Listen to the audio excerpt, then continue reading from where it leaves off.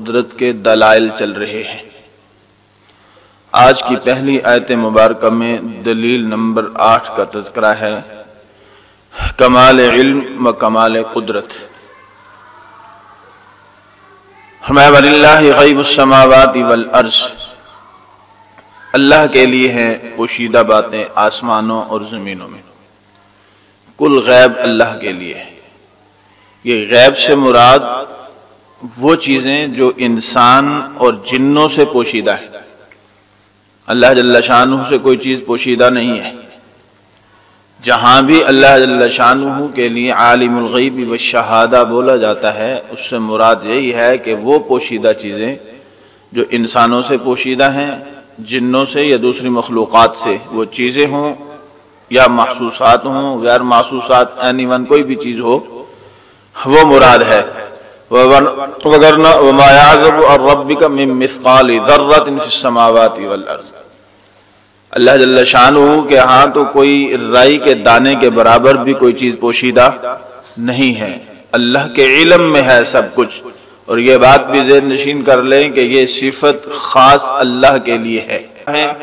تمام انبیاء کے بھی نبی ہیں، تو اس لیے آپ کا علم بھی تمام انبیاء سے زیادہ اللہ نے آپ کو عطا فرمایا، لیکن ہے اللہ کی طرف سے عطا کردہ اور محدود ہے۔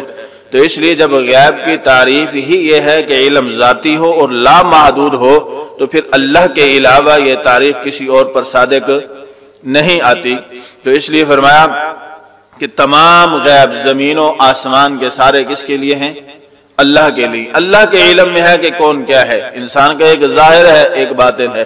ظاہر ہر ایک انسان جانتا ہے کہ اس کا ظاہر خد و خال کیا ہے، ظاہری اعمال کیا ہے، یہ کیا کر رہا ہے، صبح کیا کرتا ہے، شام کیا کرتا ہے، لیکن یہ سب کچھ کس لیے کر رہا ہے، کس مقصد کے لیے کر رہا ہے، غرض و غایت اس کے کرنے کی کیا ہے، ان کا تعلق جو ہے وہ انسان کے باطن کے ساتھ ہے، یہ اللہ کے علاوہ کوئی نہیں جانتا۔ ہم ظاہر پر جو ہے وہ فتویٰ لگا سکتے ہیں، اس کے باطن پر کوئی انسان کسی انسان پر فتویٰ نہیں لگا سکتا۔ تو اس لیے آپ صلی اللہ علیہ وسلم کے زمانہ مقدس میں جو جن کے باطن کے اوپر جو ہے وہ فتویٰ لگایا گیا، وہ اللہ نے آپ کو بذریعہ وحی بتا دیا کہ یہ منافق ہے، یہ منافق ہے، یہ منافق، اس کا ظاہر اور ہے اور باطن جو ہے وہ اور ہے۔ بذریعہ وحی آپ صلی اللہ علیہ وسلم کو اس بات کا علم جو ہے وہ دیا گیا۔ تو اس لیے ظاہر اور باطن دو الگ الگ چیزیں ہیں۔ بہترین اور کامیاب انسان وہی ہے جس کا ظاہر اور باطن ایک جیسا ہو۔ ظاہر اور باطن ایک جیسا ہو جائے تو پھر اس سے بڑی کامیابی اور کوئی نہیں۔ اسی پر جو ہے محنت اور کوشش کرنی چاہیے، اور یہی محنت اور کوشش اور یہی پیغام جو ہے لے کر کے انبیاء کرام علیہم الصلاۃ والتسلیمات جو ہے وہ مبعوث ہوتے رہے اور قوم کو، امت کو یہی پیغام دیتے رہے۔ اللہ ہمارے حال پر رحم فرمائے۔ لیکن آج جو ہے معاملہ انتہائی خطرناک ہے، ظاہر کچھ ہے اور باطن جو ہے وہ کچھ ہے۔ بہرحال پھر بھی کسی درجے میں انسان اپنے ظاہر کو بنا لے تو انشاءاللہ اس ظاہر کے اثرات جو ہے وہ باطن پر بھی پڑتے ہیں، ظاہر کے اثرات باطن پر بھی لازمی پڑتے ہیں۔ اس پر بے شمار ایسے واقعات ہیں کہ ظاہر کی بدولت اللہ جل شانہ نے ان پر کرم کیا تو ان کا باطن بھی اللہ نے پھر بنا دیا۔ تو اس لیے ظاہر کی برکت سے باطن بھی انسان کا درست ہو جاتا ہے۔ جو لوگ یہ کہتے ہیں نا کہ ظاہر کی خیر ہے، اصل باطن پر محنت کریں، اور ظاہر جو ہے وہ بناتے نہیں ہیں، اس ماحول کے اندر آتے نہیں ہیں، تو ان کا باطن بننا بھی جو ہے وہ بہت مشکل ہو جاتا ہے۔ اس لیے ظاہر کی اپنی افادیت ہے، باطن کی اپنی افادیت ہے، دونوں مل جائیں تو بہت اچھا ہے، سونے پر سہاگا ہے۔ اگر ان دونوں میں سے کوئی ایک مل جائے یہ بھی اللہ کی بہت بڑی نعمت ہے۔ آیا فرمایا وَمَا أَمْرُ السَّاعَةِ إِلَّا كَلَمْحِ الْبَصَرِ أَوْ هُوَ أَقْرَبُ، اور نہیں آنا قیامت کا الا کلمح البصر، مگر آنکھ جھپکنے کی مقدار، یعنی قیامت کے قائم ہونے میں اتنا وقت بھی نہیں لگے گا جتنا کہ انسان آنکھ جھپکنے میں وقت لگاتا ہے۔ او هو اقرب، یا اس سے بھی جلدی، یا اس سے بھی جلدی جو ہے اللہ جل شانہ قیامت کو جو ہے وہ لا دیں گے۔ کلمح البصر، اب آنکھ جھپکنے میں کتنی دیر لگتی ہے؟ اللہ اکبر، یعنی سیکنڈ کا بھی شاید 100واں حصہ جو ہے وہ لگتا ہو آنکھ جھپکنے میں، اور اس سے بھی قریب فرمایا، اس سے بھی جلدی جو ہے۔ اللہ کے لیے تو کوئی مشکل نہیں، یہ تو ایک مثال دی ہے، کن فیکون، اللہ فرماتے ہیں کن ہو جا فیکون، بس وہ ہو جاتا ہے۔ یہ ایک مثال دی ہے سمجھانے کے لیے، وگرنہ اللہ کو تو کن کہنے کی بھی ضرورت نہیں ہے، اللہ جل شانہ کو کن کہنے کی بھی ضرورت نہیں۔ کیوں؟ ان اللہ علی کل شیء قدیر، اللہ جل شانہ ہر ایک چیز پر جو ہے وہ قادر ہے، اللہ کی ذات ہر ایک چیز پر قادر ہے، جس وقت چاہے فوراً جو ہے وہ اس پر عمل درآمد ہو جاتا ہے۔ تو اسی طرح اگر حضور نبی کریم صلی اللہ علیہ وسلم کی تعلیمات کا مطالعہ کرے تو یہ بات واضح ہوتی ہے کہ آپ صلی اللہ علیہ وسلم نے جو علامات قیامت بیان فرمائی، وقوع قیامت کے متعلق جو حالات و واقعات جو ہے وہ بیان کیے گئے ہیں، ان میں یہی لکھا ہے نا کہ ایک انسان لقمہ کھانا چاہے گا لیکن کھا نہیں پائے گا، لقمہ اس کا ہاتھ میں رہ جائے گا، دودھ پلانے والی اپنا دودھ پلانا جو ہے وہ بھول جائے گی، دودھ پینے والا دودھ پینا بھول جائے گا، جو جہاں ہوگا وہیں پہ جو ہے وہ پلک جھپکنے میں ہی جو ہے وہ ڈھیر ہو جائے گا۔ یہ ہے قیامت۔ وَمَا أَمْرُ السَّاعَةِ إِلَّا كَلَمْحِ الْبَصَرِ أَوْ هُوَ أَقْرَبُ، یہ ہے انسان کا انجام، جس سے وہ بے خبر ہو کر کے نامعلوم دنیا کی رنگینیوں میں کس طرح جو ہے وہ مست پھر رہا ہے، کس طرح مست پھر رہا ہے، اور اس کا ہم جو ہے وہ عملی طور پر مشاہدہ کرتے ہیں اپنی زندگی کے اندر۔ ایک انسان گھر سے نکلتا ہے اور اس کی 1 ہفتہ 1.5 ہفتہ کی پلاننگ ہوتی ہے کہ میں سفر پہ نکل رہا ہوں، فلاں جگہ میں نے جانا ہے، فلاں کام کرنے ہیں، فلاں وقت میں فلاں جگہ سے پھر واپس جو ہے وہ اپنے گھر لوٹ آؤں گا۔ اگلے ہی لمحے جو ہے وہ اطلاع آتی ہے کہ ایکسیڈنٹ ہوا اور وہ اللہ کو پیارا ہو گیا۔ اب اس کے علم میں یہ نہیں تھا کہ میرے ساتھ کیا ہونے والا ہے، لیکن اس کے ساتھ ایسے ہی ہوا کہ پلک جھپکنے کے اندر جو ہے یہ اِنَّا لِلَّهِ وَإِنَّا إِلَيْهِ رَاجِعُونَ ہو گیا۔ تو اس لیے فرمایا کہ قیامت ایک تو یہ ہے کہ اجتماعی شکل میں جو قیامت برپا ہوگی، جو سور پھونکا جائے گا، ایک یہ ہے کہ ہر ایک انسان انفرادی حیثیت بھی رکھتا ہے، انفرادی زندگی بھی رکھتا ہے، اور انفرادی اس پر قیامت کسی حادثے کی صورت میں بھی برپا ہوتی رہتی۔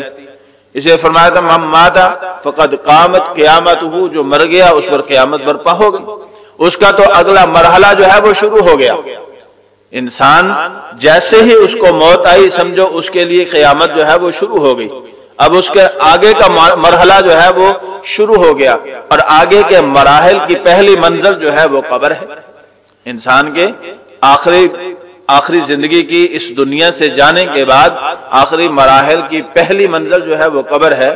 ہم لوگ قبرستان میں بھی لکھتے ہیں آخری آرام گاہ، قبر پر پٹی لگاتے ہیں آخری آرام گاہ، یہ آخری آرام گاہ نہیں ہے، یہ پہلی منزل ہے، پہلی منزل، اور یہ بڑی خطرناک منزل ہے۔ اس منزل سے حضور نبی کریم صلی اللہ علیہ وسلم نے بڑا خبردار فرمایا اس کو مٹی کا ڈھیر مت سمجھو، یہ مٹی کا ڈھیر نہیں ہے، یہ جنت کے باغوں میں سے باغ ہے یا پھر جہنم کے گڑھوں میں سے گڑھا ہے، یہ آپ کے آخری زندگی کی پہلی منزل ہے۔ اس منزل میں کامیاب ہو گئے، یہ منزل آسان ہو گئی تو آنے والی تمام منازل جو ہے وہ آسان ہو جائیں گی، اگر یہ منزل جو ہے وہ مشکل ہو گئی تو آنے والی منازل بھی جو ہے وہ مشکل ہوں گی۔ حضرت عثمان غنی رضی اللہ تعالی عنہ کے متعلق ترمذی شریف میں حدیث مبارکہ ہے کہ آپ جیسے ہی آپ کے سامنے جو ہے وہ قبر کا تذکرہ ہوتا تو آپ زار و قطار روتے، یہاں تک کہ آپ کی ریش مبارک جو ہے وہ آنسوؤں سے تر ہو جاتی۔ یار دوستوں نے پوچھا کیا مسئلہ ہے کہ موت کا تذکرہ ہو آپ اتنا روتے نہیں ہیں، آخرت کا تذکرہ ہو، جہنم کا تذکرہ ہو آپ پر اتنی رقت طاری نہیں ہوتی، جبکہ قبر کا تذکرہ ہوتا ہے تو اتنی رقت کیوں طاری ہو جاتی ہے؟ حضرت عثمان رضی اللہ تعالی عنہ نے فرمایا کہ آخرت کی منازل میں سے پہلی منزل ہے،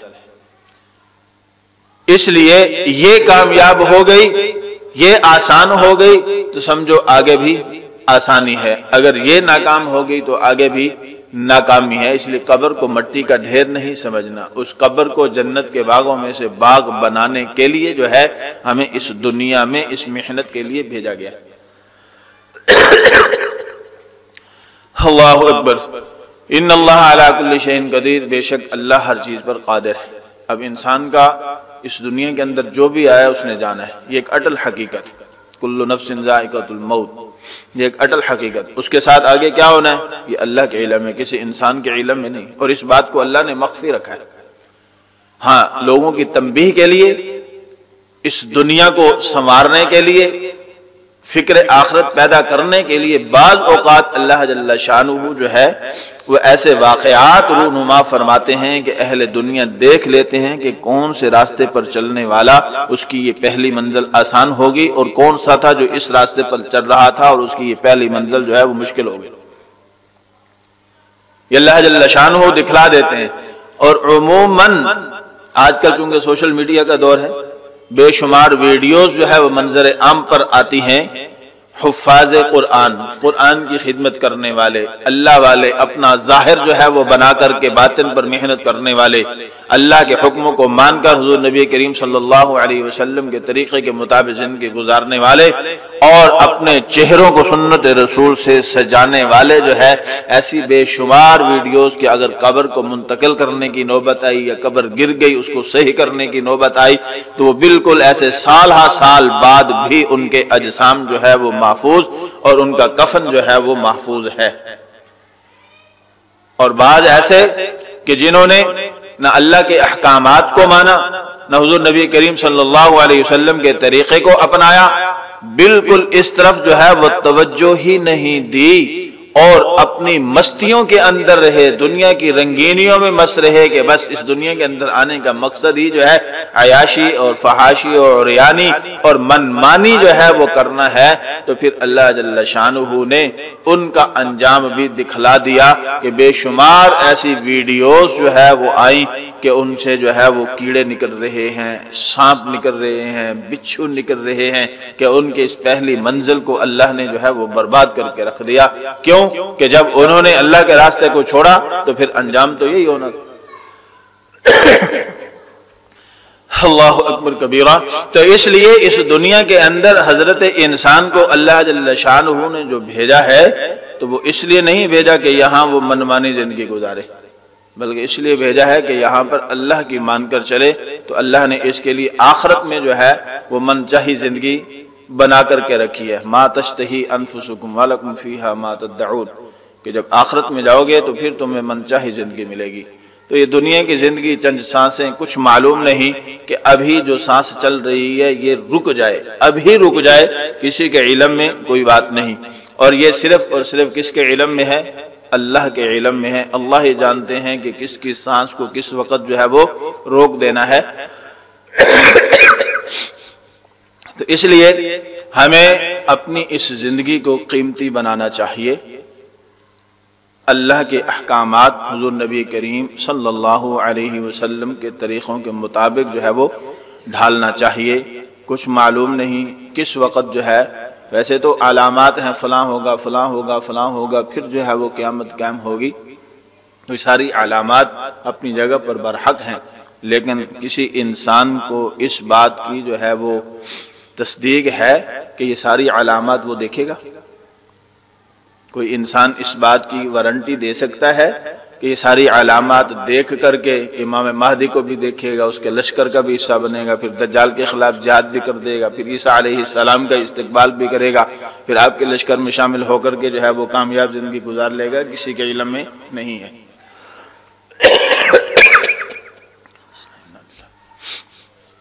تو اس لیے اللہ نے جو چند سانسیں دی ہیں ان کو قیمتی بنانا چاہیے۔